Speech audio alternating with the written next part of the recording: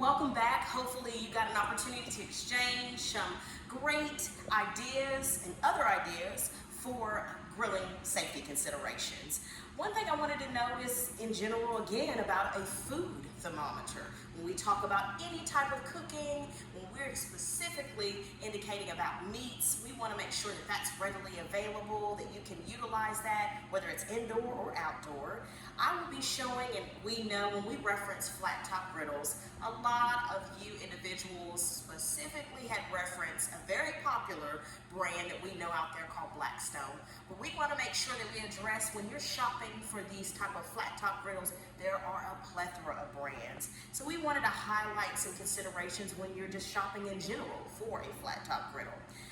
Perhaps maybe in your extension office, during your homemaker leader lesson, you might be using a specific flat top griddle, but nevertheless, we wanted to extend that invitation that there is plethora of brands out there to consider and of quality to make a great experience both indoor if you're doing it on a flat top griddle or outdoor.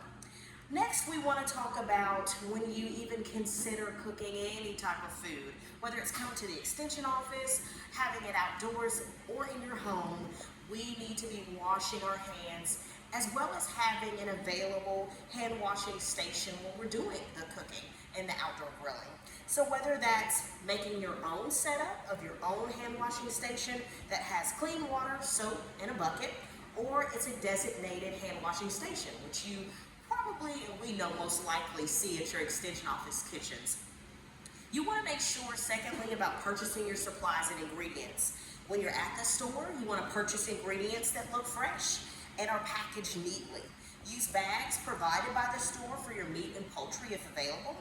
And again, keep in mind about that raw meat and poultry, that it's away from other produce while in your cart, on the checkout counter, and even in your grocery bags. Let's talk about now once you leave the store. You want to chill and cold items at 40 degrees Fahrenheit within 2 hours or within 1 hour if the outside temperature is over 90 degrees Fahrenheit. Which I don't know about you in other counties, but here in Lexington, it's still hitting those temperatures even in the fall.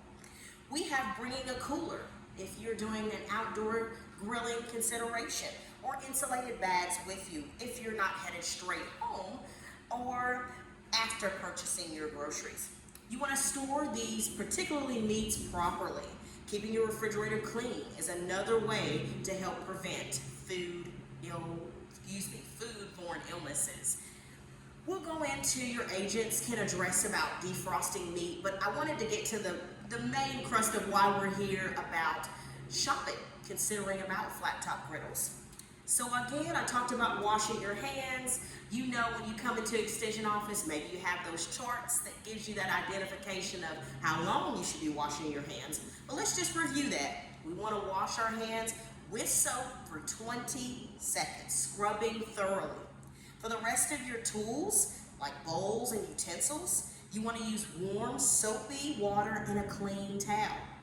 You want to wash your produce as well, but skip the soap this time. Do not wash raw meat. It can splash germs throughout on your countertops. When handling the raw meat, you want to use a separate set of utensils, bowls, plates, and cutting boards. All right, let's move now, okay? Now we don't have a flat top griddle, but we're considering buying one. So you asked yourself, okay, what is important? What do I need to think about when going and even looking for this type of outdoor equipment or indoor equipment? Let's break down a few things. So what to look for? You want an easy setup. None of the flat tops can maybe possibly be a breeze to put together, but when you're going to the shopping for this item, that's a consideration to ask. How easy is this flat top griddle to set up? Can I follow the manual, the instructions, where it's a quick setup? That's what I'm looking for. I don't want to take a long time. I want to get to the cooking. We want to look for, a lot of times when we're talking about flat top griddles, people were excited because it provides a large surface to cook a plethora of multiple types of food, produce, vegetables, the likes on it. So when you're looking for a model, consider the cooking surface. Is it enough? Are you hosting it and needing it for a big, large party? are you just wanting something simply indoors for your family or yourself individually? Next, we want to see if it clearly has some distinct hot and cool zones. So when you have large cooking surfaces, they have that additional benefit. They make it possible to separate hot and cooler zones. There's also going to be some temperature bleed through on a flat top.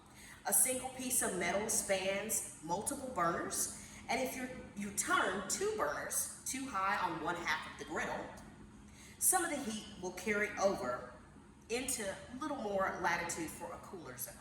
So that's a nice, again, feature when you go in and you go shopping for these, to just ask about these things. Short cooktop walls. Most of the flat top griddles will come with short walls around the perimeter of the cooktop. So these are very important as they help keep and enclose the food, corral the food, and prevent it from sailing off the griddle, give it a border, so to speak. Burner visibility. You want to look at models or shopping when you're looking for these flat top griddles that let you see the burners under the cooktop. So it made it easier to adjust your heat to the levels when needed. If you're considering outdoor, maybe again, you want this for a large family, a large gathering, and you want the storage for that flat top griddle to be outdoors. You want to make sure, if it's a portable one, that it's got 4 sturdy legs with wheels that you can move and adjust accordingly how you need to. So that may be a feature that is really, really beneficial for you. Also, that the wheels themselves can lock, so that when you are cooking, nothing's rolling away, you're not placing your arm down where it be shifting the actual flat top griddle itself. 2 side tables is another great feature to make sure when you're going shopping to ask for. When you're cooking, again, for a large crowd, you might need that counter space so you can set the rest of the food, have the food that you've prepped that is cooked to be at those side tables, to be ready for an additional hand that's helping you to take the cooked food to the family to get it prepared to eat. You want good durability. So there is lots of models out there that are made of a thick, warp-proof metal that can arrive when you purchase it in good shape and it also stays intact when you're doing maybe a test run of your flat top griddle. You want a fairly tight-fitting lid. A flat top's carbon steel cooking surface, it can rust if water sits on it for too long. So while you can buy a cover for your grill, there is some preference of models that have lids that will prevent the water from getting onto the cooktop in the first place. But it's important that these lids weren't too airtight or not too airtight, and that the lids can seal well, but not too well where it's holding in air moisture. And that also can promote rusting. And then lastly, you want a well-designed grease collection system.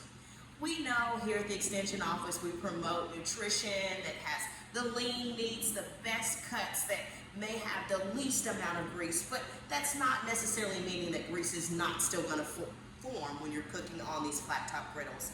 So you want an option for your flat top griddle that on that flat top, it generates a fair amount of extra grease, if it does, and food bits that you'll need to get rid of, that there is a source and a proper amount and a way to collect those grease collection items. So you want things that have troughs and holes that smooth channel the grease through and collect those food debris in a drip cup, so to speak, for disposal.